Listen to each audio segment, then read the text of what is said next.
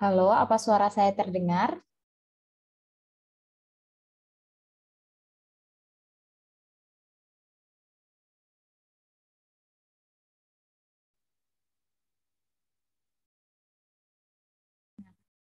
Minta tolong ya teman-teman, teman-teman bisa open cam, kita kenalan terlebih dahulu.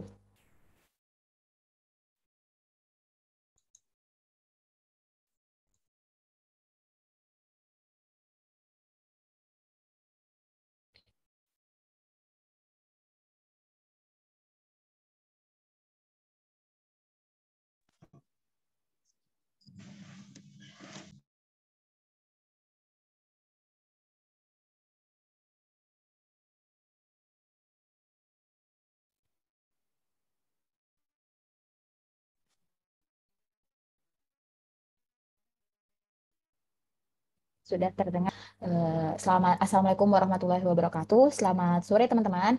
Salam sejahtera untuk kita semua. Selamat datang di webinar Masuk Dokter pada kesempatan kali ini. Nah, untuk tema kita pada sore hari ini yaitu belajar gagal dan bangkit sebagai anak kedokteran. Nah, untuk teman-teman yang join pada webinar kali ini, kalau boleh tahu itu dari daerah mana aja sih teman-teman? Teman-teman bisa jawab pakai mic kok.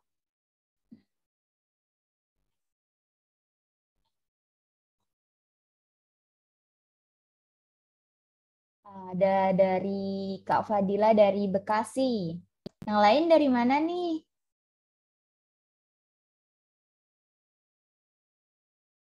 Ada dari Medan. Halo Kak Tasya dari Lampung. Wah, Palembang ada. Kak siapa nih? Kak Santika.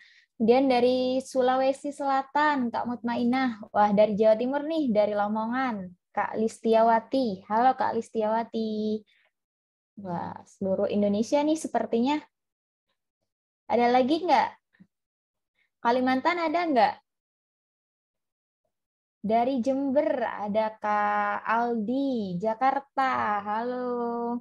Kak Niha Luha. Dari Kediri ada juga Magelang, Kak Faza. Wah, sepertinya bakalan rame nih. Ini semua pada calon-calon dokter semua nggak sih? Nah, sekarang kalau saya boleh tahu nih, motivasi teman-teman untuk masuk sebagai sarjana kedokteran itu apa sih? Yuk bicara yuk teman-teman. Ada yang berani ngomong nggak? Tampil gitu?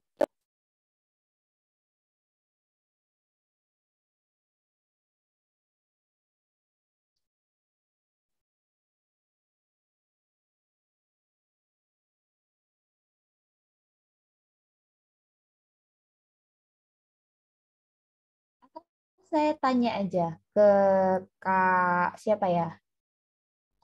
Kak Mutmainah deh yang dari Sulawesi Selatan. Boleh tahu nggak Kak motivasi Kakak untuk kuliah di jurusan kedokteran itu apa? Halo Kak Mutmainah.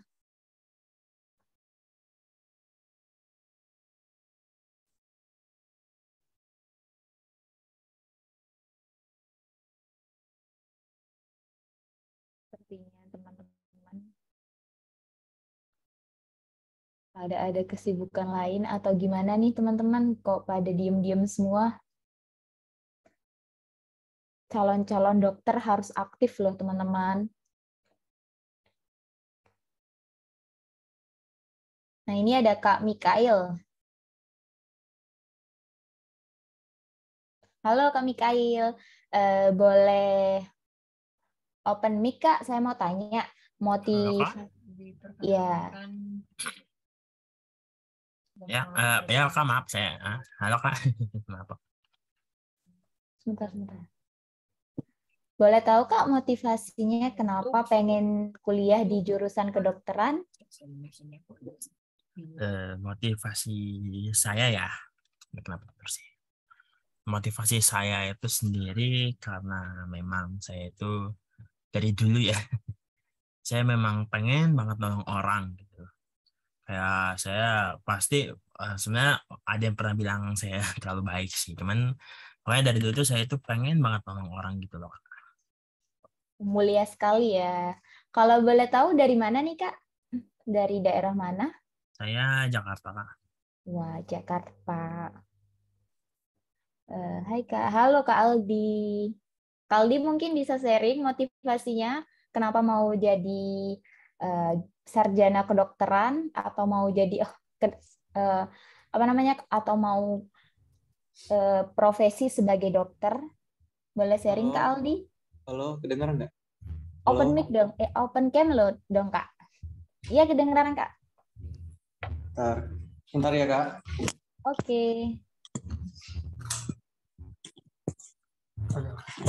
Agak malu sih.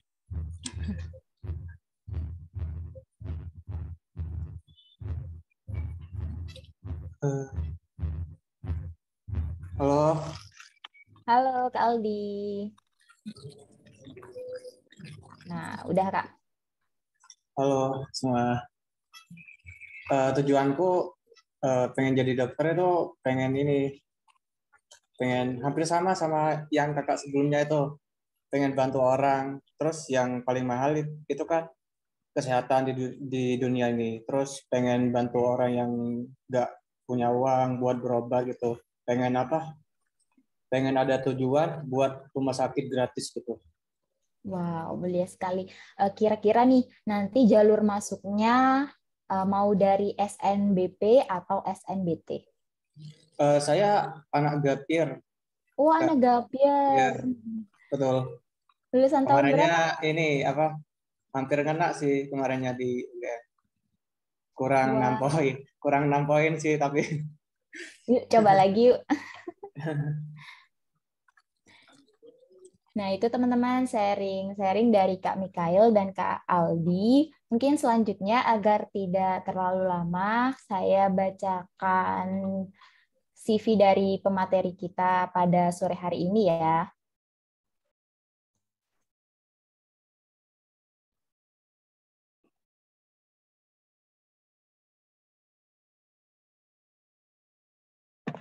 Sudah terlihat teman-teman?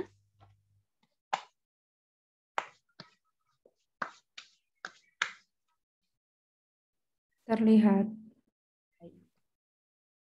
Nah, untuk pemateri kita pada sore hari ini yaitu Kak Muhammad Kevin Ardian. Dia adalah mahasiswa lulusan kedokteran di Universitas Indonesia. Untuk riwayat pendidikannya, untuk sekolah dasarnya di SDI Al-Azhar 17 Bintaro pada tahun 2006 sampai 2011, kemudian di SD Nasional KPS Balikpapan pada tahun 2011 sampai 2022 dan peraih nilai terbaik dalam ujian nasional. Untuk sekolah menengahnya di SMP Nasional KPS Balikpapan pada tahun 2012 sampai 2013 dan sebagai peraih terbaik pertama standar akademis kelulusan. Kemudian SMEI Al-Azhar 1 Kebayoran Baru Jakarta, peraih nilai terbaik pertama di ujian nasional. Dan untuk sekolah menengah atasnya di SMAN 28 Jakarta pada tahun 2015 sampai 2018. Peraih terbaik ketiga standar akademik kelulusan. Dan untuk program perguruan tingginya di Universitas Indonesia sebagai medical doctor, kemudian sebagai mahasiswa kedokteran tahun keempat dengan IPK 3,82. Dan untuk program half minornya di Leiden University Medical Center dan peraih skor kesehatan global tertinggi yaitu sebesar 8. Nah, untuk penghargaan dan prestasinya ini sangat banyak. Pak Kevin ini sangat berprestasi, jadi dia selain sibuk dengan kuliah kedokterannya, dia juga sangat berprestasi di beberapa kegiatan di luar. Contohnya dia selalu konsisten menjadi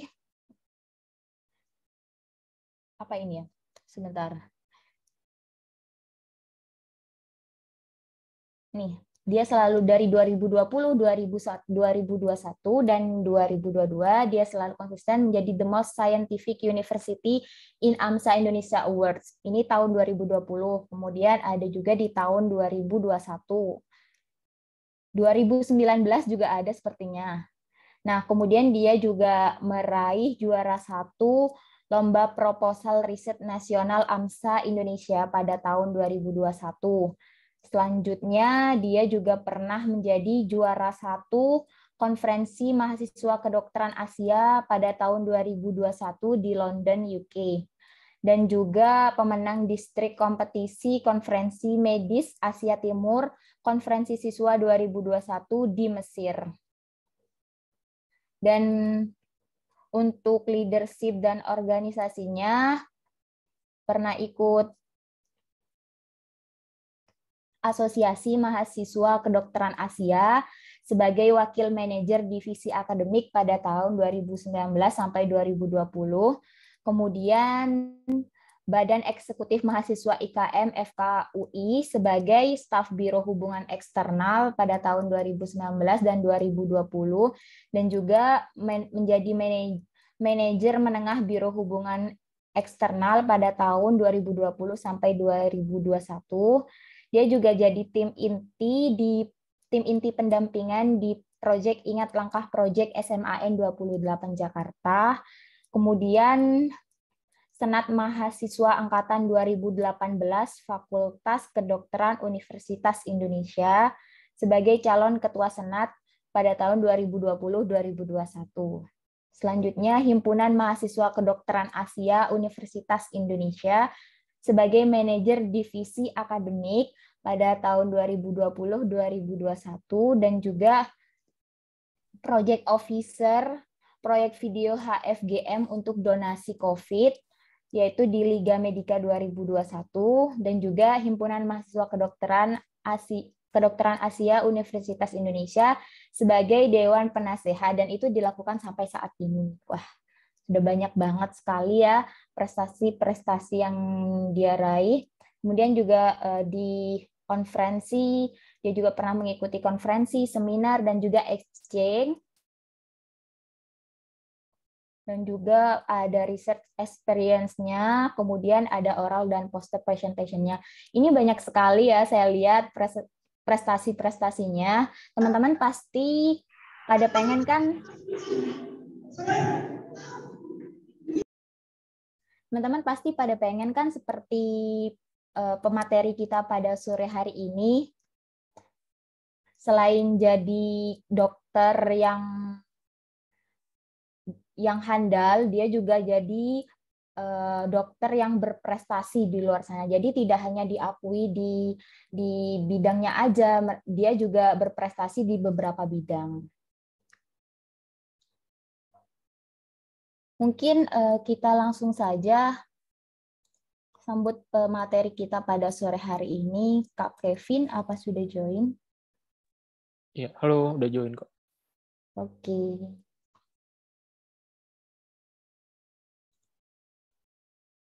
Ya, ini langsung dimulai aja atau gimana? Iya Kak, bisa langsung dimulai saja. Sudah saya jadikan. Oke, Assalamualaikum warahmatullahi wabarakatuh. Selamat sore teman-teman semua. Pertama-tama perkenalkan, aku di sini namanya Kevin, bisa dipanggilnya juga Kevin. Terus aku di sini masih jadi mahasiswa koas di FKUI dan aku sendiri dari angkatan 2018. Jadi masuk FKUI itu tahun 2018, udah hampir 4 tahun yang lalu.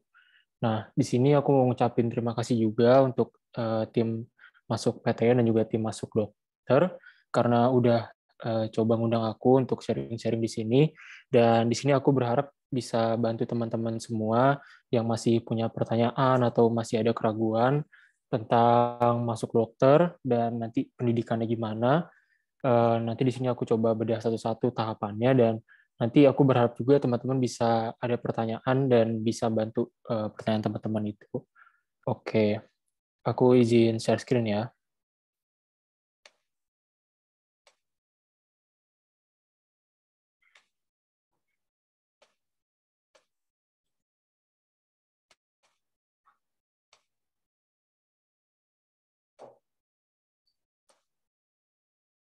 Oke, slide-nya udah kelihatan belum ya? Sudah, Kak. Oke, jadi judul presentasi hari ini adalah belajar gagal dan bangkit sebagai anak kedokteran. Nah, jadi nanti aku mau cerita tentang tahapan-tahapan pendidikan kedokteran dan juga apa sih yang harus dipikirkan dari sekarang supaya siap nanti ketika menghadapinya.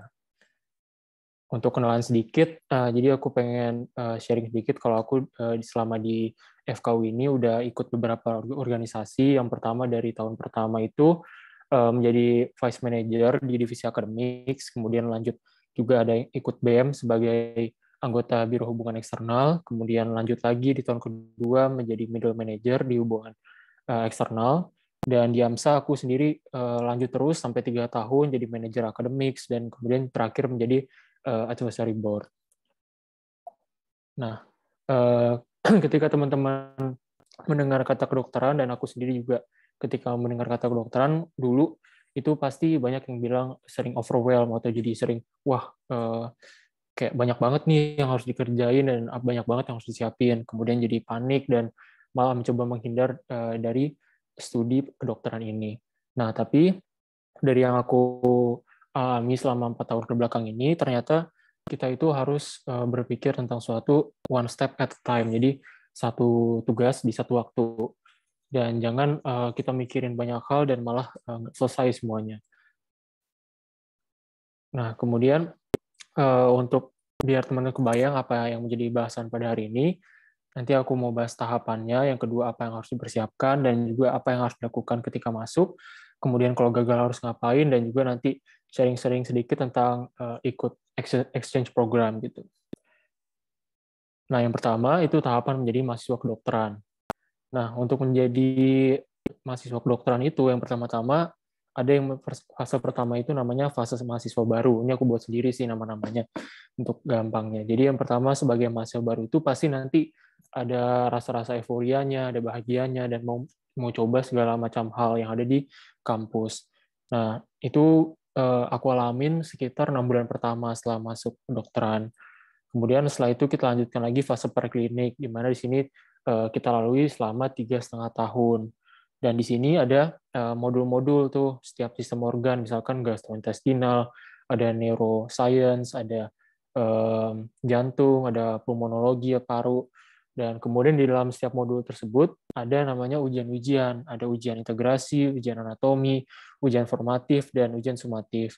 Nah, teman-teman jangan takut dulu karena ini ujiannya itu berbeda-beda ya, maksudnya beda yang diuji. Misalkan ujian integrasi itu kita ujian tentang praktikum yang udah kita lakuin, dan biasanya kalau kita udah ikutin praktikumnya dengan serius gitu, ikut perhatiin dan review ulang materinya setelah ikut praktikum pasti bisa.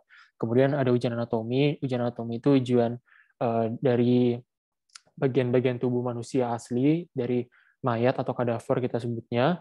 Dan kemudian ada ujian formatif. Ujian formatif ini adalah ujian persiapan untuk ujian sumatif atau ujian pilihan gandanya. Nah, ujian formatif ini sebenarnya nggak masuk nilai, jadi sebagai persiapan, dan nanti yang masuk nilai adalah ujian sumatifnya untuk ujian pilihan gandanya, untuk materi yang ada di modul tersebut. Kemudian kita lanjut ada ujian keterampilan klinik dasar. Nah, di sini nanti setiap modulnya itu ada keterampilan kliniknya, misalkan di gastrointestinal kita masang selang makanan ke dalam mulut yang masuk ke dalam lambung, terus ada pemeriksaan fisik pakai stetoskop, kita dengerin bunyi napas atau bunyi jantung gitu. Nah, nanti itu diuji, ada nama ujiannya OSCE. Setelah fase-fase tersebut ada fase peralihan. Nah, fase peralihan ini adalah setelah kita selesai fase preklinik tadi, dan kita nanti lanjut ke fase klinik.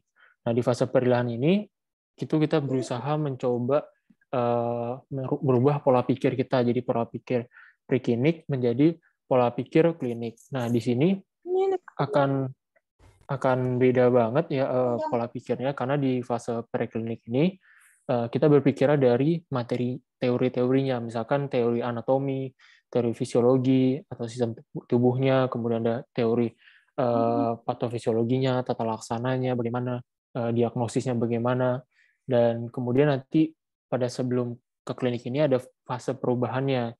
Kita berubah dari yang awal jadi teori, kita berawal dari penyakitnya. Misalkan kita ngebahas penyakit suatu penyakit jantung gitu, kita ngebahas kayak ciri-ciri gejalanya, ciri-ciri hasil pemeriksaan penunjangnya, hasil lab-nya gimana, dan kemudian kita lanjutkan balik ke teori-teorinya. Oh, dulu disebabkan karena suatu sel ini bermasalah bla bla bla gitu. Jadi kita pola pikirnya kebalik ya, yang preklinik dari teori ke suatu diagnosis penyakit, sedangkan kalau di klinik itu dari penyakitnya ke teorinya. Nah, di fase klinik sendiri nanti kita akan muter-muter di beberapa departemen. Nanti kita coba semua departemennya, ada departemen mayor dan departemen minor. Nah, ini agak berbeda-beda di setiap universitas. Kalau di FKUI sendiri itu departemen mayornya ada bedah, ada anak, ada Opjin, dan juga ada IPD. Sedangkan minornya ini nanti misalkan ada di divisi kulit, ada divisi jantung, pulmonologi, neurologi, dan lain-lain. Oke, setelah sedikit kebayang tadi proses secara keseluruhannya, ini aku mau coba tunjukin foto-foto sedikit supaya lebih kebayang ya untuk tahapannya. Jadi selama masa mahasiswa baru ini ada masa ospek, di situ ada tugas masa bimbingan atau ospeknya, kemudian ada pengenalan lingkungan akademis, organisasi, dan suasana kampus. Dan di sini juga banyak sekali bersinggungan dengan teman-teman angkatan kita, ada foto bareng lah, ada ngerjain tugas bareng. Dan di sini waktu itu benar-benar baru masuk FKUI tahun 2018, kita foto bareng di depan kampus. Kemudian ada juga fase-fase bingung mau ikut organisasi apa. Dan disinilah kita coba cari minat dan ngobrol-ngobrol lah sama senior untuk cari tahu ada apa aja sih di FK ini kegiatannya gitu. Nah, kemudian ini yang fase preklinik, ini ada ujian modul tiap bulannya, kemudian ada riset, dan juga bagaimana kita menyimbangkan kehidupan organisasi dan akademis. Nah, tadi di ujian-ujian modulnya itu ada ujian formatif, sumatif, integrasi, dan juga ujian anatomi, serta KKD. Nah, tadi belum aku sebutin, di fase preklinik ini ada yang namanya riset. Nah, riset ini kita nanti tahapannya kita coba cari topik riset, biasanya ini dikasih tahu sama tim modulnya, judul-judul riset apa yang tersedia dan pembimbingnya siapa, dan kemudian kita cari aja yang cocok, yang kita minati bidangnya. Misalkan dulu aku ikut riset di Departemen Parasitologi, jadi situ kita ngerjain riset tentang penanggulangan cacingan, penanggulangan infeksi parasit gitu. Nah, nanti kalau udah menemukan topik yang sesuai, nanti kita diskusi sama pembimbing risetnya, dan nanti langsung kita cari datanya, kita terjun ke lapangan buat cari data. Nah, ini waktu itu pernah ada dosen dari Belanda datang ke kampus, waktu itu lagi praktikum anatomi, jadi di depannya ini, di belakang yang motoin kamera, itu banyak mayat-mayat yang lagi kita bedah untuk waktu itu belajar modul saraf, jadi kita belajar pesarafan manusia. Dan ini merupakan salah satu pengalaman yang berharga buat aku sendiri, karena di situ menjadi pencetus aku supaya bisa belajar terus bahasa Inggris, supaya bisa komunikasi sama orang luar dan bisa belajar juga dari orang luar gitu. Nah, ini waktu riset di Banten waktu itu, di daerah yang bekas tsunami, benar-benar di ujung Banten, dekat ujung Kulon sana.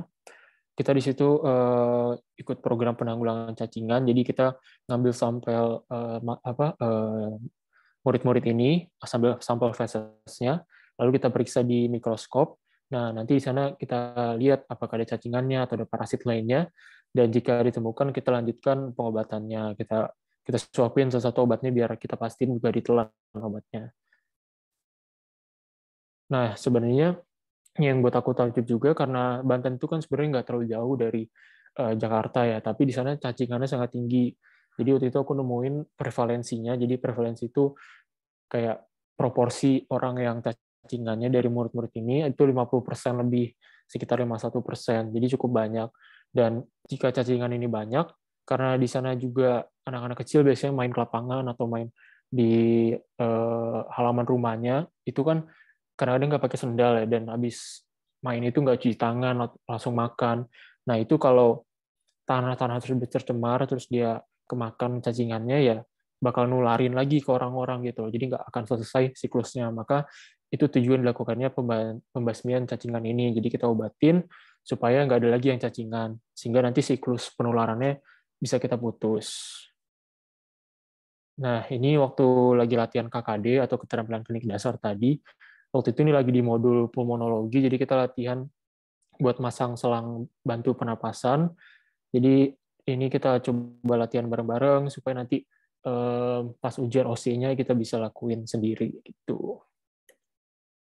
Ini juga waktu lagi latihan keterampilan klinik dasar, waktu zaman-zaman COVID ini, kita tetap datang ke kampus. Waktu itu ini lagi pemeriksaan obstetri dan ginekologi, kita pemeriksaan kehamilan, pemeriksaan kanker serviks, dan lain-lain. Dan ini salah satu dokumentasi waktu aku ikut organisasi di hubungan eksternal di BMM IKM FKUI. Kita waktu itu ngadain open house gitu di Balerung UI. Jadi banyak mahasiswa SMA juga datang untuk nanya programnya gimana, belajarnya gimana di FKUI. Nah, di sini aku pengen tekenin juga, walaupun kita berminat untuk ikut suatu organisasi, kita batasi juga diri kita, karena kita juga punya kewajiban di akademiknya. Nah, waktu itu aku sendiri memutuskan untuk cuma ikut 2 organisasi, di BMI KMFKO ini sama di AMSA. Nah, sebelumnya aku juga pengen sebenarnya masuk ke Badan Film Mahasiswa, tapi aku kira kayak terlalu banyak kerjaannya, jadi takut akademis aku tertinggal, makanya aku tinggalin si Badan Film Mahasiswanya, dan aku fokus di BMI KMFKUI sama di AMSA.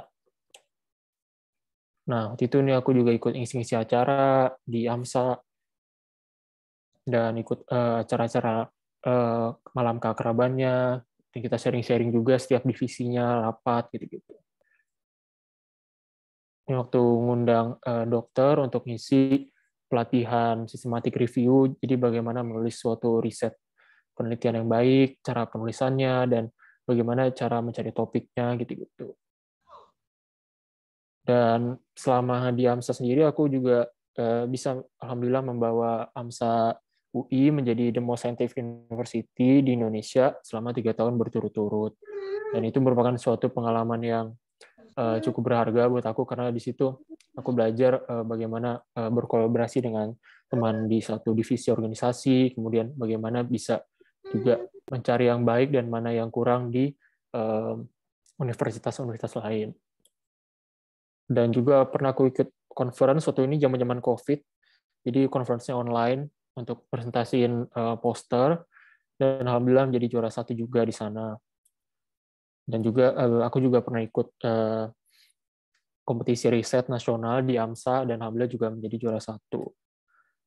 Nah, kemudian tadi selanjutnya ada fase peralihan. Nah, di fase peralihan ini kita mengubah pola pikir preklinik menjadi pola pikir klinik. Dan di sini sendiri, kalau di FKUI itu difasilitasi dengan adanya modul yang namanya FCP atau Foundation of Clinical Practice.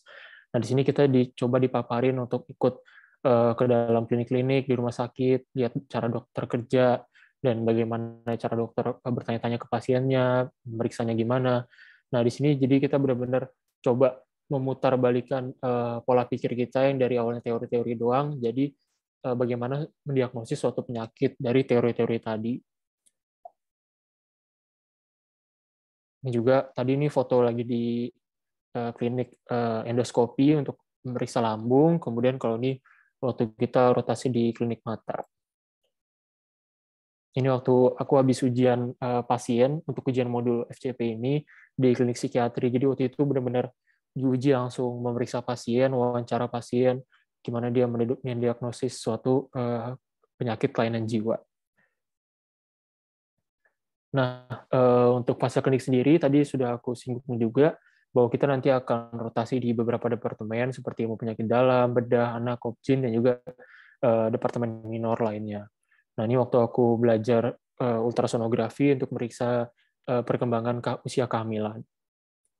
Dan ini dokumentasi waktu aku habis jaga di IGD, RSCM, dan ini muka-mukanya kelihatan kan ngantuk, karena memang belum tidur seharian, jaga dari jam 4 sore sampai besoknya jam 7 pagi.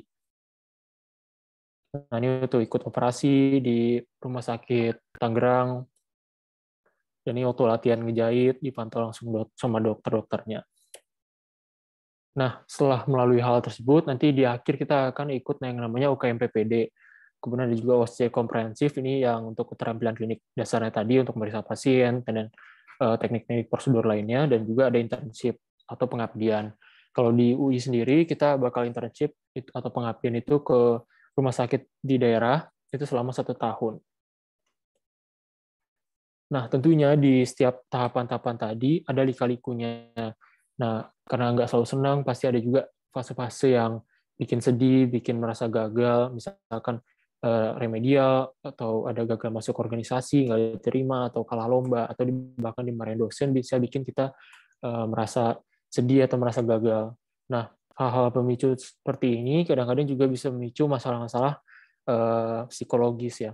Di sini aku pengen nyinggung sedikit masalah-masalah psikologis, karena ini benar nyata teman-teman, karena aku ngeliat sendiri teman-teman aku itu banyak juga yang mengalami masalah-masalah ini. Pernah ada yang mengalami, pernah ada yang berhasil sembuh, dan bahkan banyak juga yang gagal modul dan memilih untuk keluar dari FK. Nah, untuk itu kita perlu untuk mengetahui masalah-masalah ini biar nggak kaget nanti dan tahu bagaimana cara menanganinya. Nah, contoh masalah yang pertama itu ada skizofrenia atau waham. Dan di sini gara-gara ada masalah-masalah tadi yang menumpuk, bisa menjadi pemicu untuk kita mengalami waham. Waham itu misalkan kita eh, merasa ada yang mau ngejahatin, mau ada yang ngomongin gitu, atau ada halusinasi seperti dengar-dengar merasa ada orang yang ngomongin padahal nggak ada gitu. Ada juga gangguan mood, itu misalkan depresi, bipolar manik. Jadi ini suatu spektrum. Kalau depresi itu kita lagi merasa sedih banget di bawah, terus merasa sedih, merasa nggak punya energi, merasa nggak punya semangat gitu. Dan kemudian ada manik, manik ini lagi merasa senang, merasa bahagia, merasa semangat terus, dan ini lawannya dari depresi. Nah, kalau kita mempunyai keduanya, kita bisa disebut namanya bipolar. Kemudian ada juga namanya ansietas atau cemas. Nah, cemas ini misalkan kita merasa sesak tiba-tiba atau merasa berdebar-debar jantungnya ketika ada suatu pemicu atau bahkan tidak ada suatu pemicu. Dan kalau dia berlangsung berulang-ulang dalam 1 bulan, itu bisa disebut namanya gangguan panik. Nah, yang terakhir juga aku pengen nyinggung ada gangguan perilaku. Dengan ada pemicu-pemicu masalah tadi, ada stresor, itu kita bisa mengalami gangguan makan atau gangguan tidur. Misalkan jadi sulit tidurnya malam terus sampai pagi, jadi ngantuk paginya, kemudian jadi makan terus atau malah jadi nggak mau makan, nggak nafsu makan. Dan ini adalah salah satu contoh sedikit masalah-masalah yang bisa timbul. Dan tentunya teman-teman nggak perlu merasa khawatir, karena semua mahasiswa kedokteran pasti akan nggak mengalami sih, maksudnya menghadapi dan merasakan stresor-stresor ini. Jadi selama jadi mahasiswa kedokteran, pastiin punya teman dekat yang bisa kita sharing masalah kita, bisa membantu mencari solusinya, dan juga belajar bareng. Karena di kedokteran itu penting banget belajar bareng. Karena dengan belajar bareng itu kita bisa tahu apa yang kita belum tahu. Karena banyaknya materi, jadi kita saling lengkapin dengan teman kita gitu. Nah, untuk topik kedua di sini setelah kita bahas tahapan-tahapan tadi, semoga teman-teman lebih kebayang, kita akan bahas apa yang harus dipersiapkan sebelum masuk kedokteran. Nah, yang perlu disiapin ini aku bagi dari dalam diri dan juga nanti ada penunjang. Untuk dari dalam diri ini, ya, yang aku pengen tekenin, kita harus konsisten dan tekun. Karena di semua modulnya kita harus konsisten ya. Misalkan tadi kan ujian itu setiap bulan ada ujian di akhir bulannya. Jadi kita harus konsisten, setelah selesai modul, kita langsung belajar lagi tentang modul barunya, kita pelajari, dan nanti ujian lagi, dan harus sabar karena proses tersebut kita jalanin nggak sebentar ya, bisa kurang lebih 6 tahun untuk sampai jadi dokter umum. Dan jadi konsistensi dan sabar itu merupakan suatu hal yang penting di dalam belajar kedokteran. Kemudian yang aku alamin juga, untuk sharing sedikit, itu adalah mobilitas yang tinggi. Karena kita semakin menuju ke fase klinik terutama ya. Kalau fase klinik kan biasanya masih di satu tempat, di kampus doang, nggak pindah kemana-mana lokasinya. Sedangkan nanti semakin ke klinik, kita bakal pindah-pindah rumah sakit. Misalkan kalau aku ada di RSCM, ada di RSUI Depok, ada di Harapan Kita, di Jakarta Barat sana, dan juga ada rumah sakit Persahabatan untuk parunya. Dan itu kan jadi pindah-pindah rumah sakit ya, dan jadi hal itu menyebabkan kita bakal mobilitasnya tinggi, dan jadwalnya itu kadang-kadang mendadak juga, jadi kita harus siap untuk pindah-pindah. Dan hal tersebut juga menyebabkan waktu untuk keluarga berkurang, jadi kita bakal jarang di rumah, bakal lebih sering di kos-kosan, apalagi teman-teman rumahnya jauh, terutama aku juga salah satunya. Jadi aku juga ngekos karena rumah aku cukup jauh dengan rumah sakit. Kemudian untuk alat yang perlu disiapin penunjangnya, ya terutama adalah laptop dan tablet kalau bisa, karena laptop ini yang perlu diandalkan karena tugas-tugasnya kan nulis ya, misalkan tugas ngerjain tentang suatu bahas penyakit tertentu, kita harus buat tulisannya. Kemudian untuk tablet ini penting karena buku-buku yang ada di dokteran itu kan banyak. Nah, zaman sekarang itu kita nggak perlu lagi beli-beli buku, misalkan buku anatomi, buku fisiologi, atau buku apapun itulah tentang suatu penyakit, tapi kita cukup punya soft copy-nya, bakal dikasih nanti sama kakak tingkatnya atau seniornya, dan nanti kita bisa buka dengan mudah dengan tablet-tablet ini. Dan tablet-tablet ini juga nggak perlu yang harus mahal banget atau yang gimana-gimana banget, yang penting ya bisa dipakai untuk membuka PDF buku atau sekedar coret-coret catatan sedikit gitu. Kemudian ada alat-alat kesehatan yang perlu disiapin, dan ini nggak perlu dari awal harus siap, ini bisa dicicil, misalkan punya stetoskop dulu nggak apa-apa, lalu nanti beberapa waktu selanjutnya beli tensimeter, termometer, palu refleks, dan juga senter untuk pemeriksaan mata. Jadi ini nggak harus langsung punya, tapi teman-teman tenang aja bisa bertahap untuk belinya. Dan kemudian cari juga tempat tinggal yang dekat kampus, karena tadi jadwal kita padat dari pagi sampai sore, dan kadang-kadang juga pindah-pindah tempat. Jadi utamain tempat tinggalnya itu yang dekat-dekat kampus saja, jangan yang jauh-jauh. Karena kita kan nggak mau malah capek di jalan, di kampus udah capek. Gitu. Oh ya, ini sharing sedikit, karena aku ngalamin sendiri waktu di preklinik, rumah aku kan ada di Jakarta Selatan, dan kampus UI itu kan ada di Depok. Nah itu aku pulang pergi setiap hari kan jauh. Nah itu bakal capek di jalan, dan akhirnya aku mutusin untuk ngekos di dekat Depok sana. Kemudian kalau sekarang juga karena kampusnya dipindah ke RSCM di Jakarta Pusat, makanya aku juga ngekos di dekat-dekat sana supaya mobilitasnya lebih gampang. Nah, ketika sudah masuk ke kedokteran tadi, udah tahu tahapan-tahapannya, udah tahu persiapan-persiapannya, jadi apa sih yang harus dilakukan ketika masuk kedokteran itu? Nah, ini berdasarkan pengalaman aku, kita harus yang pertama cari motivasi atau minat. Jadi kita ikutin dari hati dalam kita ini, kita minatnya apa. Misalkan kalau aku minatnya pengen ketemu orang-orang luar negeri, atau pengen belajar menulis suatu riset gitu. Makanya aku masuk akademik di AMSA, dan juga ikut hubungan eksternal di BMIK FKUI. Kemudian yang kedua, kita pilih tempat untuk menyalurkan minat tersebut. Kayak aku tadi yang jelasin. Kemudian yang terakhir, kita pelajari dan refleksi untuk setiap proses yang kita dapetin. Nah, kita bedah satu-satu tahapannya. Jadi yang pertama dulu kita cari motivasi atau minat, dan aku tahu nih bakal membutuhkan waktu, karena aku sendiri itu butuh hampir setahun untuk cari motivasi atau minat masuk suatu organisasi. Karena waktu di SMA sendiri aku bukan mahasiswa yang aktif banget di organisasi, bahkan aku cuma ikut satu kepanitiaan sama di SMA. Kemudian di waktu di SMA aku nggak pernah ikut-ikut lomba apapun, jadi aku di kuliah ini benar-benar baru mulai. Dan teman-teman coba manfaatkan aja satu tahun pertama di FK, dan coba pilih satu atau dua organisasi atau lebih sesuai kemampuan pribadi. Dan dengan teman-teman ikutin modul-modul di tahun pertama, kemudian tanya-tanya senior, itu teman-teman mungkin bisa mencari minatnya arahnya kemana. Nah, kemudian setelah tahu minatnya kemana, kita pilih aja. Karena di FK itu banyak banget organisasinya, ada BEM, ada AMSA tadi, ada tim bantuan medis itu untuk yang lebih tim bantuan medis itu kita lebih banyak latihan klinik-kliniknya. Kemudian juga ada lembaga penelitian mahasiswa gitu yang bakal lebih fokus untuk latihan menulis riset dan sebagai macamnya itu. Dan kemudian juga ada lembaga kerohanian, itu teman-teman bisa milih berbagai macam organisasi sesuai minatnya.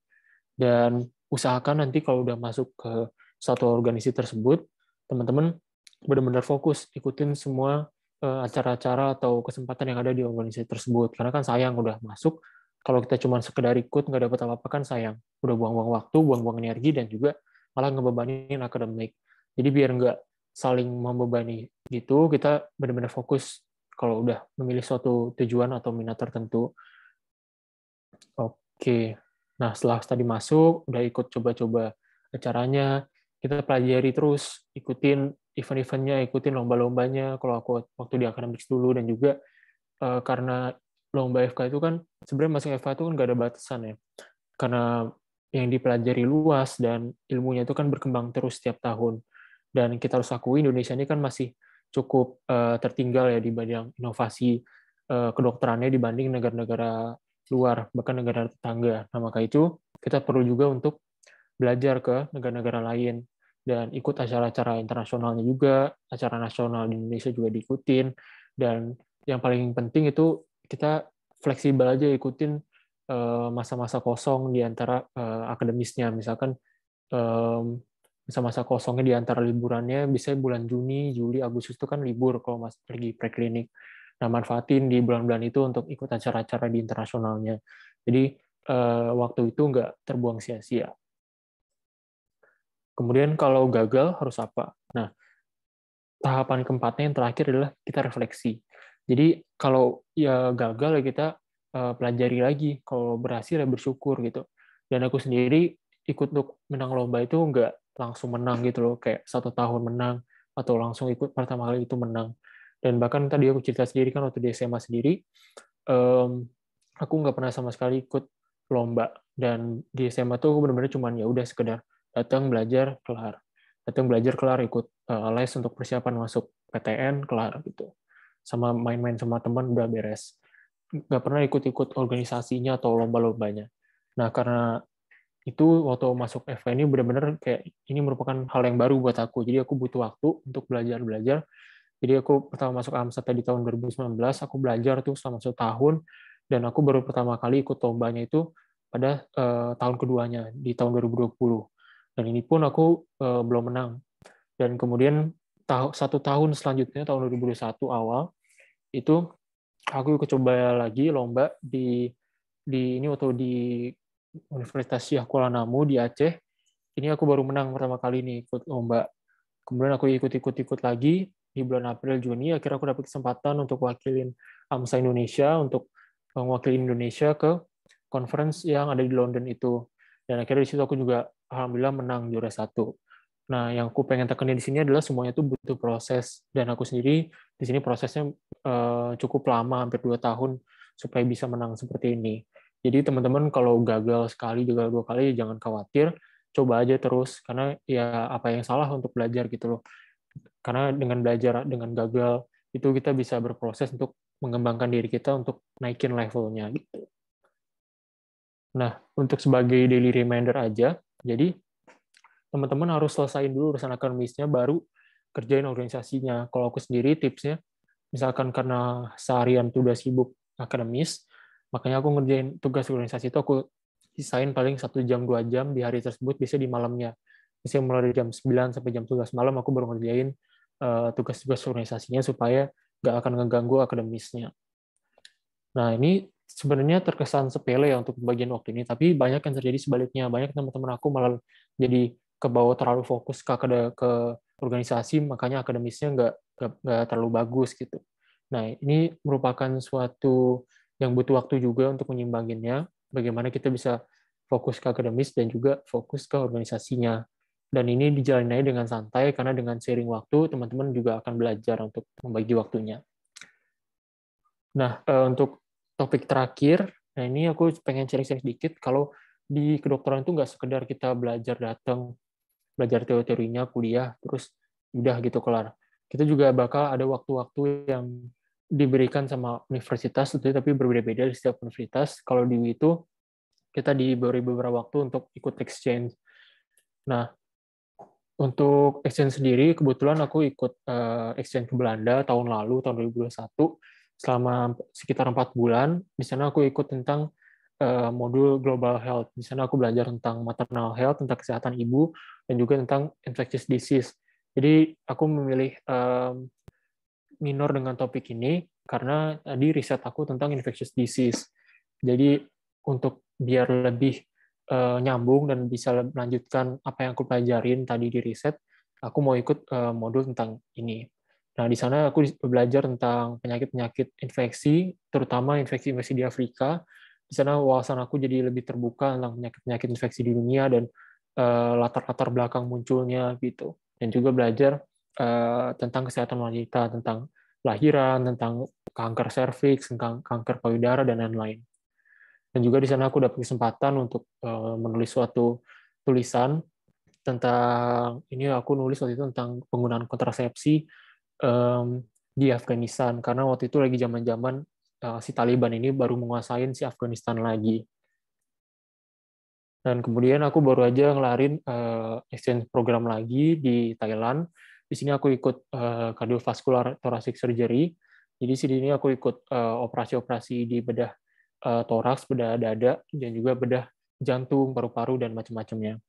Dan ini merupakan pengalaman yang penting sebenarnya buat masuk kedokteran, untuk kita mulai-mulai latihan ikut-ikut operasi, karena kan kedepannya kalau kita misalkan jadi dokter bedah atau bahkan jadi dokter obgyn, itu banyak banget kita kerjaannya di dalam ruangan operasi. Maka dari itu kita harus biasakan diri ikut suasananya, ikut lihat prosesnya, ikut pembedahannya, ikut cara menutup lukanya, dan lain-lain.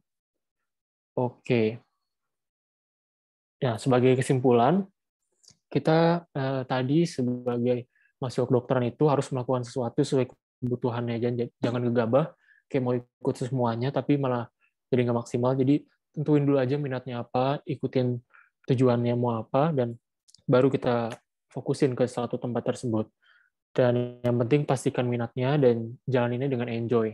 Karena kalau nggak enjoy kan percuma. Buat apa kita stres terus ngerjain organisasi atau ngerjain akademis, tapi kesehatan kita nggak terjaga, terutama kesehatan mentalnya. Oke, sekian jadi presentasi aku untuk pemaparannya, untuk tadi belajar tentang step-step di kedokterannya dan cara menangani masalah-masalahnya dan apa yang harus dilakukan di kedokteran. Nah, mungkin kita buka ya sesi tanya-jawab. Kalau ada yang mau nanya, boleh apapun itu. Di sini aku mau coba bantu menjawab kekhawatiran atau pertanyaan teman-teman. Ya, mungkin dari MC bisa dibantu. Iya, mungkin dari Kak Mikail, raise hand, sepertinya ada pertanyaan. Silahkan Kak Mikail. Oke. Assalamualaikum warahmatullahi wabarakatuh. Saya mau nanya nih Kak Kevin.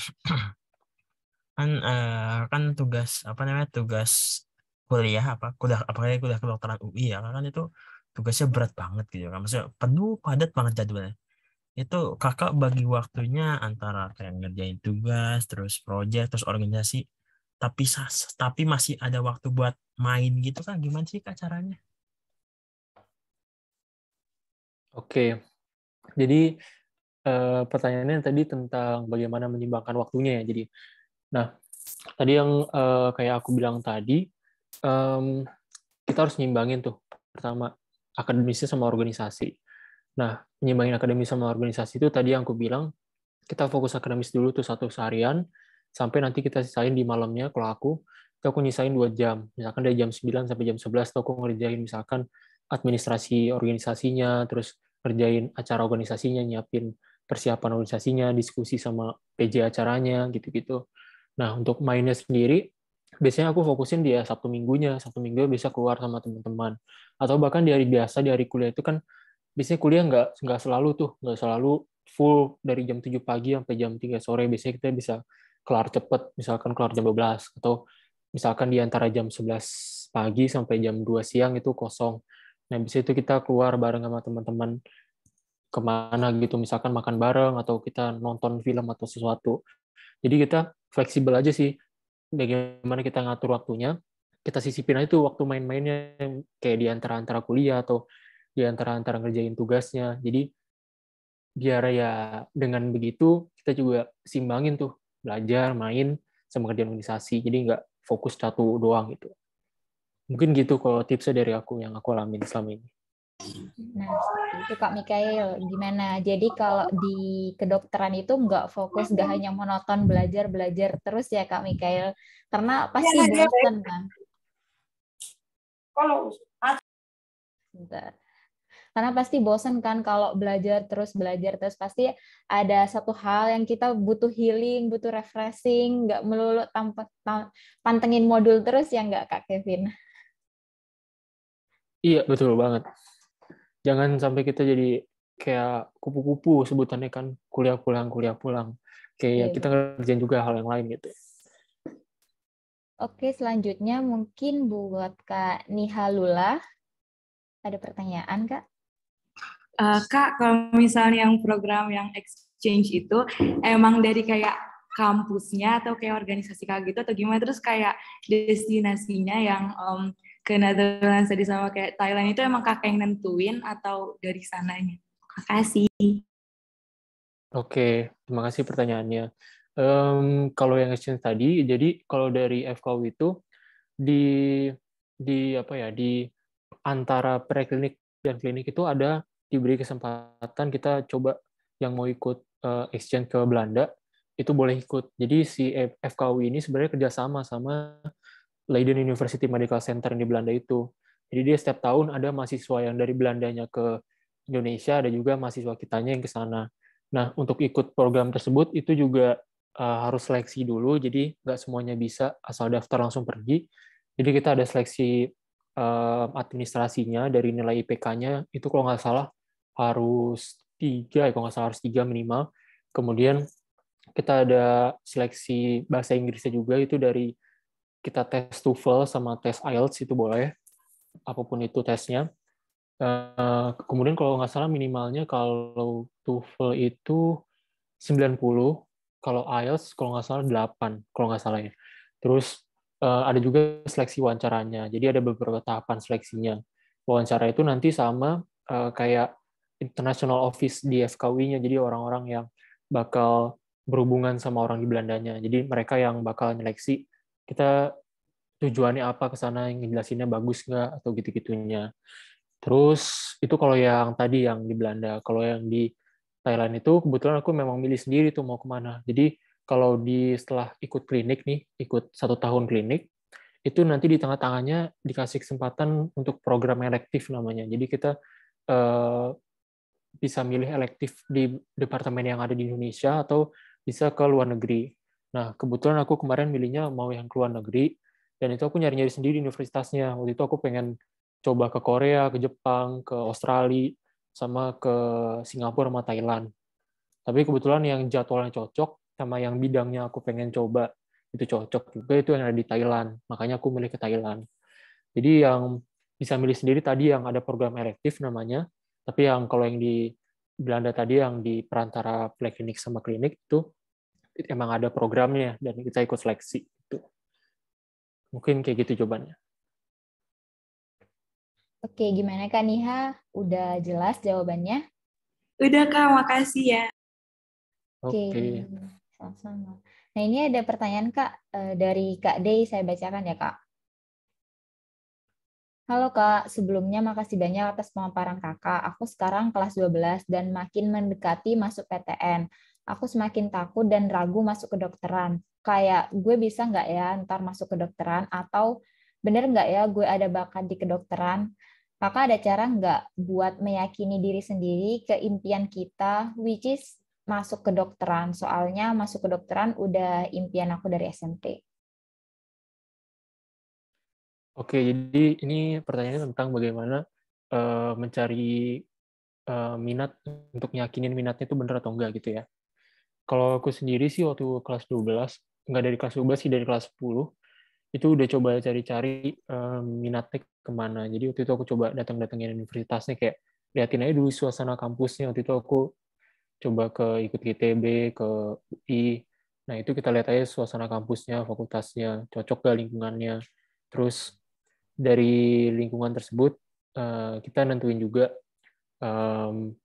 bidang studinya gitu. Kita baca-baca aja di internet, kayak belajarnya apa aja, kayak glimpse of studinya nanti gimana.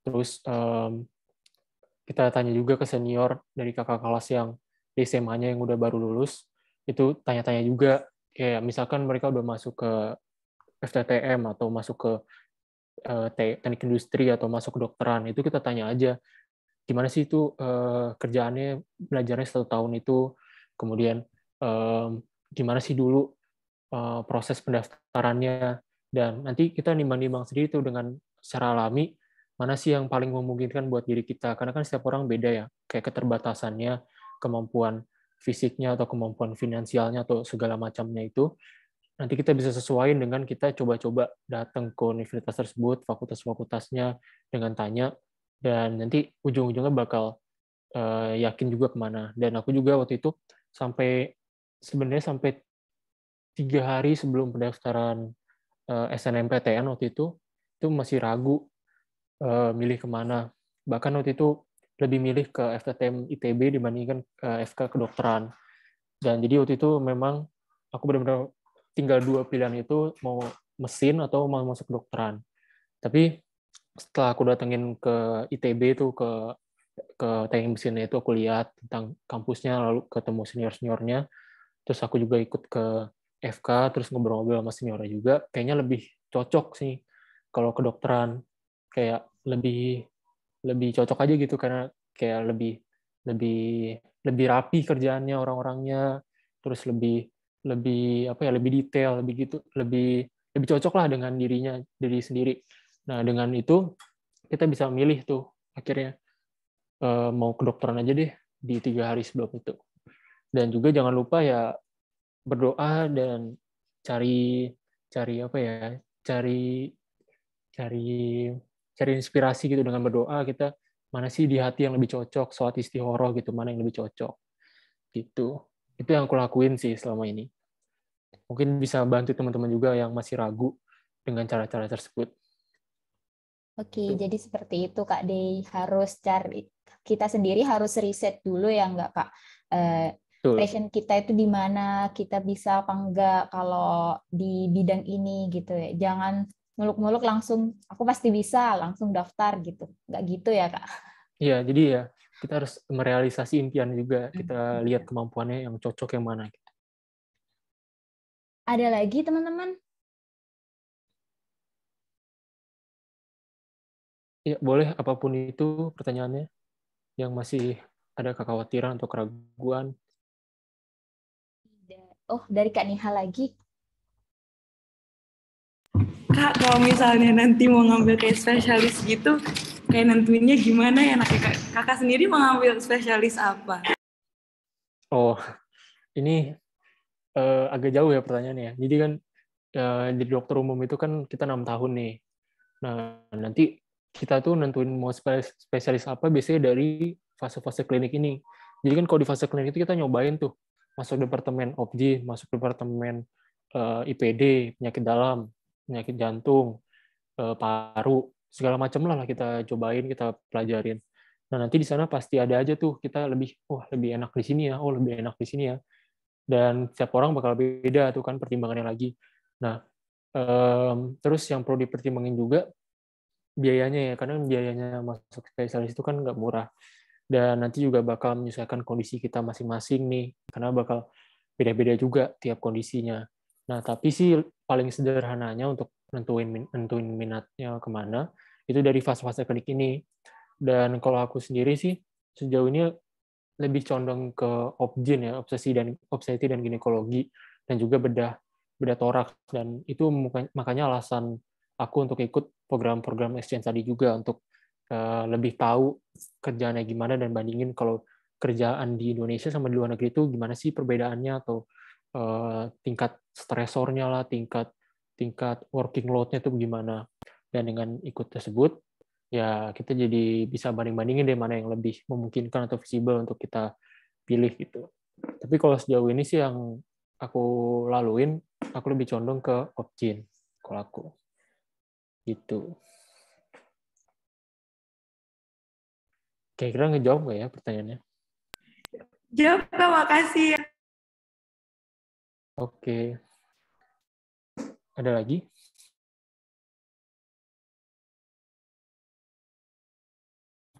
Kak Irma, mic-nya masih mati, Kak.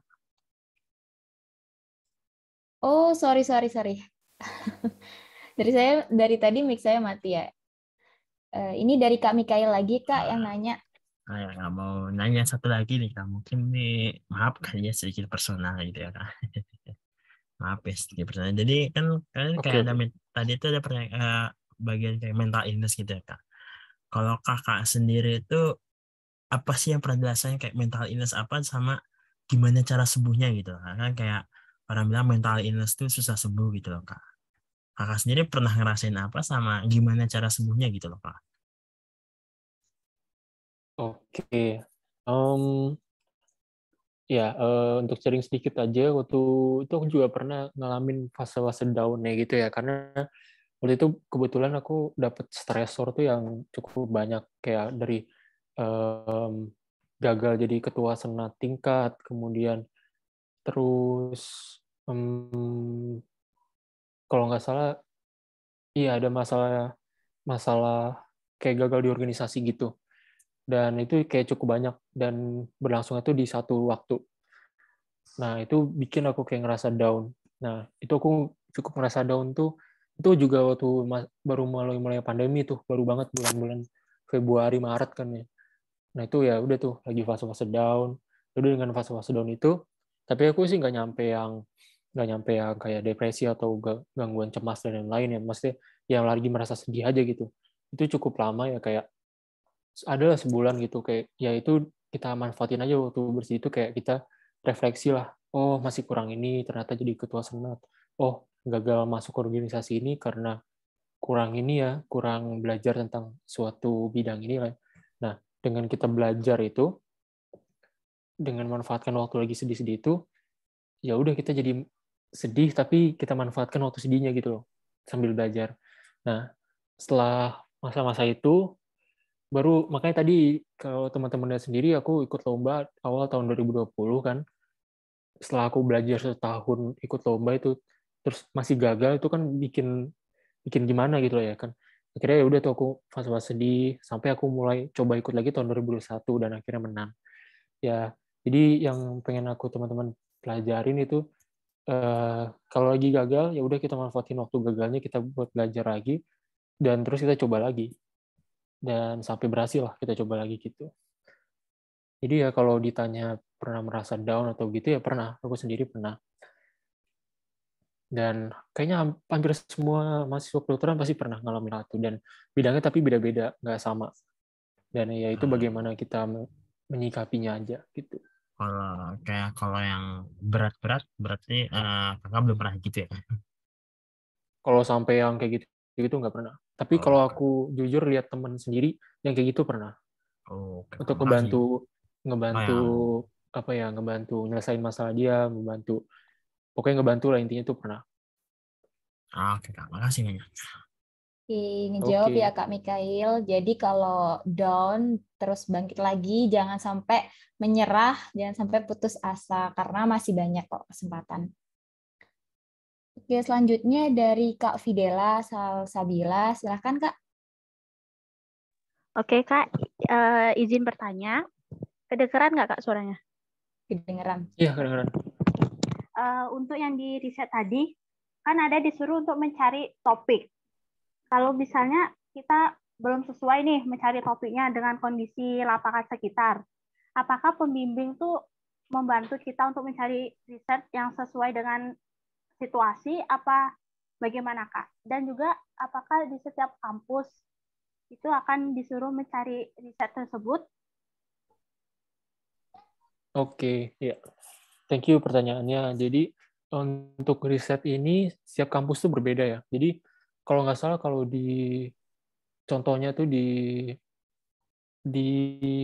UNER di Surabaya sama di Gajah Mada, kalau nggak salah itu mereka nggak harus ngerjain riset gitu ya, yang nulis kayak skripsi. Dia cuma nulis kayak literatur review, kayak nulis tentang suatu penyakit dibahas tuntas gitu dari awal sampai akhir. Nah, kalau contoh yang dari UI sendiri yang aku alamin, itu aku riset tadi itu ada. Jadi kita ngerjain benar-benar kayak skripsi, kayak jurusan-jurusan lain, kayak kita terjun ke lapangan ambil data gitu. Nah, tadi untuk cari pembimbing kalau nggak sesuai, kan misalkan kita punya suatu minat mau ngadain riset tertentu ya, tapi di daerah kita, di lingkungan kita, atau di lingkungan kampus kita tuh nggak ada. Nah, itu sebenarnya bisa kita tetap lakuin gitu loh, dengan kita ngajuin proposalnya ke dosen kita, kira-kira bisa ngebantu nggak nih tentang riset yang mau kita jalanin. Itu bisa, teman, effortnya bakal gede banget dan bakal capek gitu loh. Tapi bisa, bukan nggak mungkin, tapi bisa.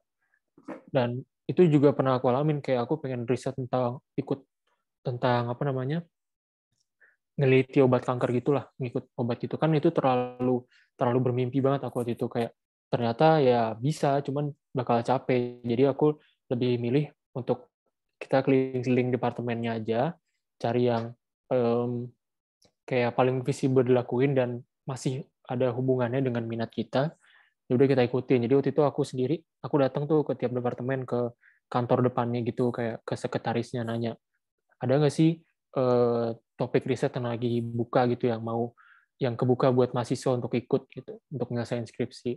Nah, kebetulan waktu itu ada di Parasit, makanya aku langsung coba daftar dan langsung keesokan harinya diskusi sama dosen pembimbingnya. Dan di situ dosen pembimbingnya bakal ngejelasin tuh, dia bakal ngelakuin apa, di mana, dan tujuannya apa. Dan kalau minat, kita lanjut. Kalau nggak minat, ya silakan cari yang lain gitu loh. Nah, karena waktu itu aku minat, ya udah langsung dijelasin detailnya macam-macamnya, dan akhirnya kebetulan itu mau ikut pemberantasan cacing di Banten. Ya udah, akhirnya aku ikut tuh ke sana. Minat, ikut ngambil sampelnya, periksain sampelnya, dan kita obatin untuk murid-muridnya. Gitu. Jadi ya jawabannya mungkin mungkin aja kalau dilakuin, tapi bakal capek. Kalau saran aku sih lebih baik kita cari topik yang lagi dibuka aja sama dosen-dosen supaya kita bisa terbantu juga dengan dosen, bukan malah ngeribetin dosen gitu. Kalau saran aku, tapi mungkin bisa laku, mungkin banget. Gitu. Oke, sudah terjawab Kak Fidela. Sudah, Kak. Terima kasih. Nah, ini ada pertanyaan lagi, Kak, dari Stefani. Kak, aku mau tanya, kalau masuk kedokteran, apakah harus menguasai perhitungan kayak matematika gitu? Kalau dari yang aku alamin sih enggak. Kayak matematika hampir sama sekali nggak digunain. Bahkan ya kita kalau ngitung pun ya bakal pakai kalkulator aja gitu. Kayak misalkan lagi ngolah data riset gitu, itu juga pakai aplikasi softwarenya gitu, bukan kita yang ngitung. Dan kalau ada yang ngitung-ngitung kayak lagi praktikum gitu, ngitung-ngitung dikit ya bakal pakai kalkulator, nggak bakal ngitung pakai rumus yang segala macam itu enggak. Dia itu juga salah satu alasan aku sih, karena aku kurang suka fisika yang ngitung-ngitung, makanya akhirnya lebih memilih kedokteran. Makanya itu dia tadi benar-benar cari minatnya aja, cari yang sesuai kemampuan, yang cocok yang mana kita jalanin gitu. Jadi ya nggak dipakai sih matematika, hampir nggak pernah. Nah, seperti itu Kak Stefani. Jadi jangan khawatir jika tidak menguasai matematika maupun fisika yang hitung-hitungan, karena materi di kedokteran sendiri udah banyak yang harus dipelajari. So, nanti kalau masih ada hitung-hitungannya, sangat memberatkan nggak sih? Ya, betul. Itu juga salah satunya. Nah, ini yang Iya, dari... Oh iya, sama-sama Kak. Ini pertanyaan dari Kak Tasya. Kalau boleh tahu, Kakak lulus jalur apa ya? Dan apakah ikut Olimpiade? Mungkin ini, Kak. Jadi sebelum masuk ke kedokteran itu, apakah ada sertifikat-sertifikat khusus yang harus dipersiapkan seperti sertifikat Olimpiade atau sertifikat apa itu, Kak, yang bisa menjadi pendukung agar lolos di kedokteran? Oke, makasih pertanyaannya untuk Tasya tadi ya. Kalau jalur apa itu aku pertama jalur SNMPTN, jalur undangan. Jadi daftarnya itu berdasarkan nilai aja gitu kan. Nilai rapot dari semester 1 sampai 6 ya, 1, 2, 3, 4. Iya, sampai 6. Nah, itu nanti diakumulasi untuk masuk kedokterannya. Terus, apakah pernah ikut olimpiade atau lomba atau sertifikat tertentu itu sebenarnya aku hampir nggak ada ya, karena aku sendiri lebih suka belajar di sekolah aja gitu tentang materi-materinya, dan aku nggak pernah ikut lomba gitu, nggak pernah tadi yang pernah aku ceritain juga tadi, itu aku nggak pernah ikut lomba di SMA, dan organisasi pun aku juga ikut kepanitiaan doang, kepanitiaan acara, dan bukan ikut suatu organisasi yang ada administrasinya yang ribet gitu. Dan jadi karena aku sendiri sukanya lebih fokus di sekolah, selama SMA pun aku ikut bimbel, atau waktu itu aku kebetulan ikut bimbel yang ada di sekolah gitu. Itu pun aku ikutnya juga nggak terlalu ikut fokus ke tryout-nya atau persiapan SBMPTN gitu, karena aku benar-benar mau manfaatin bimbel buat belajar. Karena kan waktu di SMA itu kalau catatan di sekolah kan kurang ya, maksudnya buat belajar itu kurang. Jadi aku ikut bimbel buat dapat materinya untuk belajar, Nah, dengan materi tersebut aku manfaatin lah materi bimbel tersebut untuk aku aplikasiin juga di sekolah. Dan ya udah aku akhirnya fokus di pelajarannya aja untuk maksimalin supaya aku bisa masuk ke SNMPTN. Karena memang dari awal tujuan aku nggak suka ikut lewat-lewat gitu sih. Jadi lebih suka belajar aja. Belajar materinya supaya aku manfaatin. Jadi aku ikut bimbel supaya untuk dapat materinya gitu.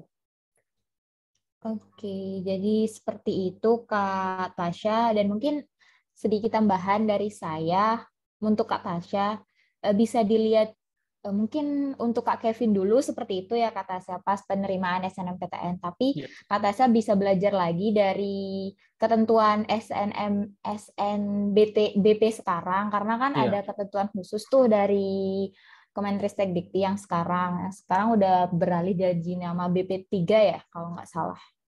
Iya, beda ya sekarang ya, agak beda. Iya, udah beda. Beda banget, Kak. Kalau dulu Hmm. masuk SNMPTN mah gampang, kalau sekarang ribet banget.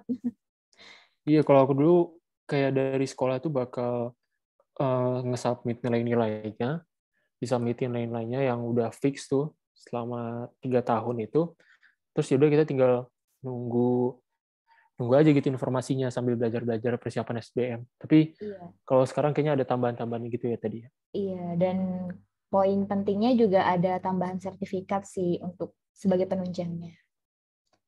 Ini untuk pertanyaan selanjutnya, Kak, dari Alexa, izin bertanya, Kak, apakah jika ingin melanjutkan kuliah profesi ada seperti waktu tunggu selama beberapa tahun, Kak? Kuliah profesi itu maksudnya koas, maksudnya yang klinik ya.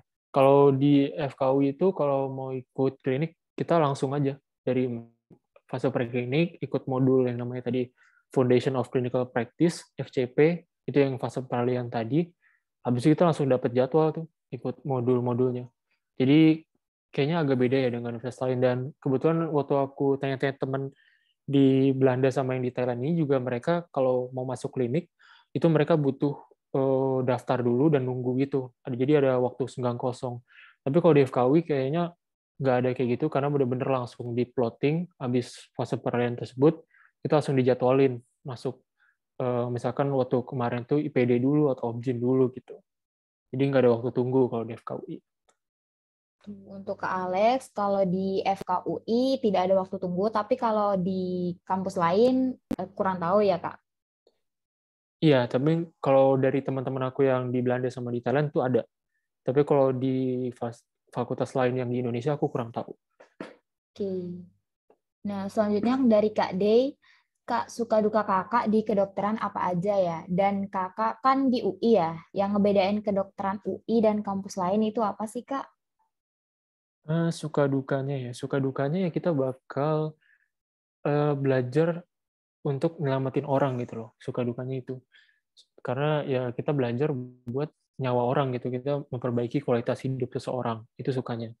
Dukanya tadi banyak. Ya belajarnya lama, 6 tahun, jadi dokter umum doang. Terus ya kadang-kadang waktu untuk keluarga kurang, dan mobilitas tinggi, bakal jarang di rumah. Terus ya kita bakal belajar-belajar terus, tapi ya itu, makanya dengan kita karena belajar-belajar terus, kita juga harus nyimbangin dengan ngerjain hal yang lain biar gak burn out, kayak ngerjain organisasi, atau kita ikut aktivitas atau acara-acara tertentu di luar kedokteran gitu. Oke, teman-teman, karena waktunya sudah mepet, ini ada 2 pertanyaan terakhir, Kak Kevin. Mungkin ini pertanyaannya kita tutup aja. Oke. Ini tinggal 2 ya, Kak, dari Nadira. Kak mau nanya, ketika exchange student tersebut, apakah mengganggu akademik, Kak? Student exchange itu apa mengganggu akademik, Kak? Menurut Kak Kevin? Kalau mengganggu akademik, enggak mengganggu akademik, karena ya karena ikut exchange itu kita bakal kayak mundur sekitar 2 bulan 3 bulan gitu untuk dari jadwal akademiknya. Jadi nanti kita bakal nyusulnya itu nanti di tengah-tengah. Nah, tapi itu nggak perlu khawatir karena memang kalau di FKUI tiap tahun kan ada program seperti itu. Jadi dari tim modul-modulnya bakal udah persiapin gitu loh jalurnya. Kalau ikut ini bakal nanti nyusul di mana dan nanti ngejarnya gimana gitu. Oh, itu bakal udah diurusin. Tapi itu kalau untuk yang tadi program exchange yang Belanda. Tapi kalau yang di Thailand itu memang ada waktu khususnya, jadi nggak bakal nyusul atau apa. Jadi gak bakal tertinggal dari teman-teman yang lain ya Kak, meskipun ikut exchange.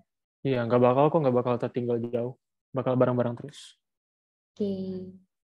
Nah, ini pertanyaan terakhir Kak dari Kak Fadilah. Kak izin bertanya. Aku punya minat di kedokteran, tapi kemampuan akademik dan finansialku tuh kurang. Aku pernah memilih kedokteran di SNMPTN dan tidak lolos. Dan lingkungan juga tidak mendukung. Itu semua membuatku tambah kurang yakin untuk masuk ke kedokteran. Saran Kakak gimana ya Kak? Apakah harus aku berjuang terus, berusaha berjuang, atau lebih baik memilih jurusan yang lain? Oke. Iya, ini agak berat ya pertanyaannya, penutupnya. Jadi kalau dari aku jawab coba dari pengalaman aku ya, gimana cara waktu aku ragu atau apa gitu. Ya tentunya waktu kalau mau lagi daftar gini atau ada fase suatu gagal, kita kan bakal ngerasa down atau ngerasa sedih gitu. Nah, tapi coba manfaatin masa sedih atau keraguan atau doubt itu kita coba cari kekurangan kita, terus kita pelajarin. Jadi misalkan aku gagal di ngerjain suatu ulangan atau ujian itu, ya aku bakal ulang lagi, aku pelajarin lagi. Dan kalau untuk masalah finansial itu nggak perlu terlalu khawatir karena di UI sendiri kan banyak beasiswanya ya. Kalau yang aku tahu tuh ada bidik misi, itu nanti bisa ngemotong banget biaya kuliah, bahkan bisa nggak bayar bahkan. Dan kalau bayar pun itu juga bahkan bisa nggak nyampe 1 juta itu bayar semesterannya untuk sekitar 3 bulanan. Dan ada juga beasiswa lain, dan kalau di FKW itu dari BEM-nya itu sendiri ada divisi yang bakal nge-share beasiswa yang bisa kita ikutin. Nah, beasiswa yang kita ikutin itu bisa dari beberapa perusahaan gitu, dan nanti dengan beasiswa itu kita bisa dapat uang tunjangan tuh per bulannya, bisa dapat uang tunjangan, bisa dapat uang buku, waktu itu aku pernah lihat, dan bisa dapat kayak uang akomodasi gitu bisa dapat. Dan kebetulan itu pernah juga aku daftar beasiswa waktu tahun pertama itu aku daftar, dan itu aku dapat kayak uang tunjangan gitu per bulan, kayak buat uang jajan gitu sekedar buat makan, buat ini. Jadi kan nggak terlalu membebani orang tua gitu kan. Nah, jadi nggak perlu khawatir kalau masalah finansial karena di UI ini banyak banget, dan bahkan tadi kan aku baru jelasin dari UI-nya. Nah, kalau dari FKW sendiri itu ada juga kayak perkumpulan orang tuanya gitu, PPKM-nya, dan itu memang mereka kayak bakal ngumpulin uang gitu untuk membantu orang-orang yang membutuhkan. Dan jadi nanti siapapun itu yang ada anak-anak yang butuh ke luar negeri, ikut exchange program, tapi ternyata finansialnya kurang mendukung, itu bakal dibantu. Atau ada kurang untuk beli laptop, itu bakal membantu. Bahkan teman-teman di sini juga sangat membantu. Jadi kebetulan ada waktu tahun pertama, temen aku itu dia itu dari Lombok, dan kemudian dia kayak nggak punya laptop atau nggak punya apa, dan dia benar-benar sendiri di Jakarta, dan akhirnya kita kayak ngumpulin lah satu angkatan itu uang, akhirnya beliin mereka laptop. Dan kemudian waktu itu aku dan beberapa teman aku juga yang inisiasi, karena aku yang nyadar gitu loh, kayak lagi ngerjain tugas Mabim nih, tugas ospek, dan dia ngerjain, kan banyak yang ngetik ya, dia ngerjain lewat HP gitu loh kan. Akhirnya kita tanya kenapa gitu, dan akhirnya kita tahu dia latar belakangnya gimana, dan akhirnya ya udah kita kumpulin, kita bantu. Jadi lingkungan di FK itu sebenarnya sangat mendukung dari sisi finansial, belajar, atau apapun itu. Jadi kita tinggal apakah itu minat kita masuk situ gitu. Tinggal fokus di situ. Kalau benar-benar minat, ya kalau dari yang aku saranin sih gas terus saja, coba dari berbagai macam jalurnya gitu. Oke, terima Semoga kasih. menjawab. Ya, seperti itu jawaban dari Kak Kevin untuk Kak Fadilah. Jadi kalau udah keinginan Kak Fadilah, lebih baik dicoba terus sambil jangan lupa berdoa dan usaha. Tawakal sama Yang Maha Kuasa pastinya. Iya, betul banget. Oke, mungkin itu terakhir pertanyaan dari Kak Fadilah sekaligus menutup perjumpaan kita pada sore hari ini.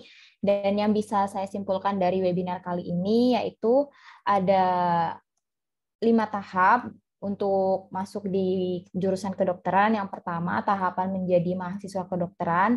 Ada beberapa fase. Yang pertama, fase mahasiswa baru, fase klinik, fase peralihan, dan fase preklinik, fase peralihan, dan fase klinik. Kemudian apa yang harus dipersiapkan sebelum masuk ke kedokteran? Ada dua. Yang pertama dari diri kita sendiri, yaitu konsisten dan tekun, sabar, serta mobilitas tinggi. Yang kedua dari penunjang seperti laptop, tablet, alat kesehatan, dan juga tempat tinggal yang dekat dengan kampus ataupun RS. Dan selanjutnya yang perlu dipersiapkan ketika sudah masuk sebagai mahasiswa kedokteran, cari motivasi atau minat kalian, kemudian pilih tempat untuk menyalurkan minat kalian dan pelajari. Dan bagaimana jika kalian gagal? Lakukan refleksi. So, selesaikan urusan akademis kalian terlebih dahulu, baru tugas organisasi. Selalu ingat tujuan utama kita kuliah itu apa. Baik, seperti itu teman-teman. Terima kasih untuk Kak Kevin, untuk teman-teman yang sudah join di sini. Mungkin kita bisa foto bersama dulu ya. Oke. Oh ya, aku pengen nambahin dikit tadi yang tentang exchange itu. Kalau teman-teman nggak perlu khawatir masalah finansialnya, karena itu bakal dibeasiswain sama fakultas. Jadi kalau mau ikut itu pun ya jangan khawatir dengan masalah finansial.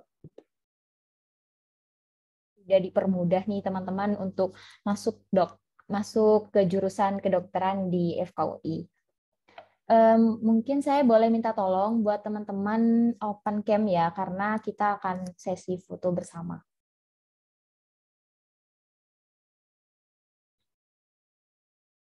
Yuk, yang lain yuk, open cam yuk.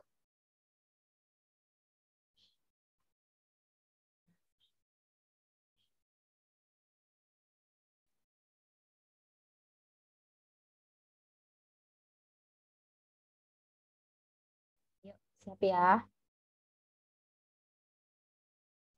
Masih ada yang belum open.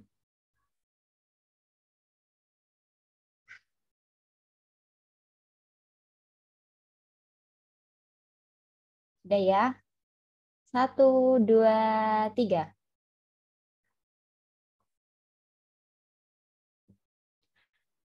Terima kasih Kak Kevin atas waktunya. Semoga informasi yang telah disampaikan bermanfaat bagi kita semua, khususnya para calon-calon dokter yang saat ini mengikuti webinar. Terima kasih Kak. Selamat sore.